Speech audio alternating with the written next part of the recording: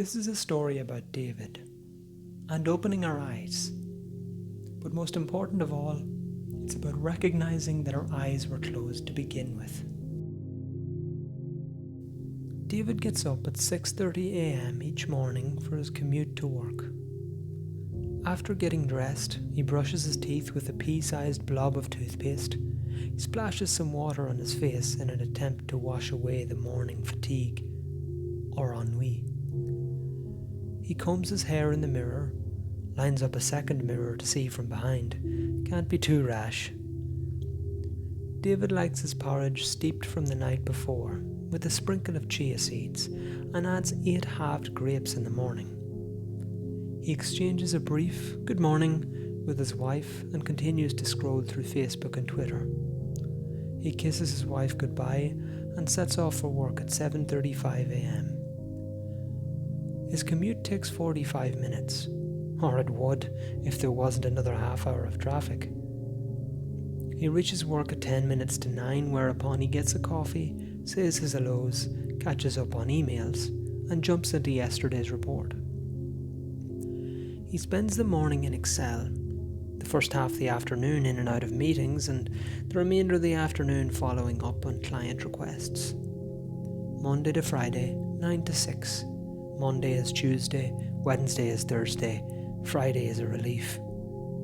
David's job pays the bills. It affords holidays and it's secure. He doesn't dislike it.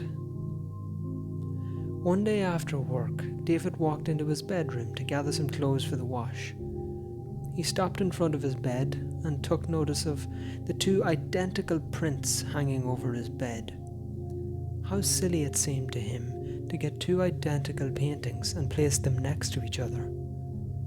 He stood for a moment. He noticed that the shadows were darker around the lady on the left. The window was further away from her, he reasons. The lady on the left, she somehow felt closer to him, not just in terms of distance, but as if he were more familiar with this painting than the other, and yet they were identical, weren't they? Reflecting, he thought, well, I suppose because I walk into the room through the door on the left side, I spend more time on the left side of the room. Maybe I pay more attention to the one on the left.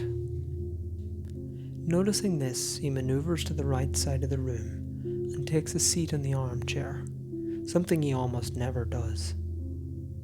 He now notices the lady on the right from a different perspective. In fact, he notices the entire room from a different perspective.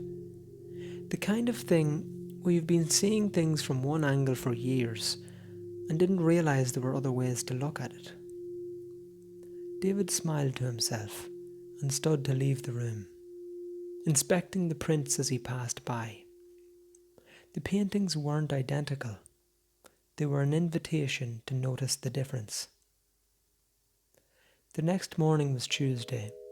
David got up, brushed his teeth, and got ready for work as normal. The same as always, but different. His tea, with the same 2 teaspoons of milk as always, somehow tasted different.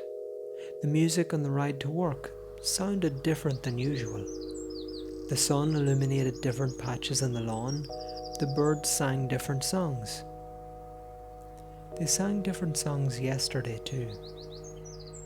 But now David was listening.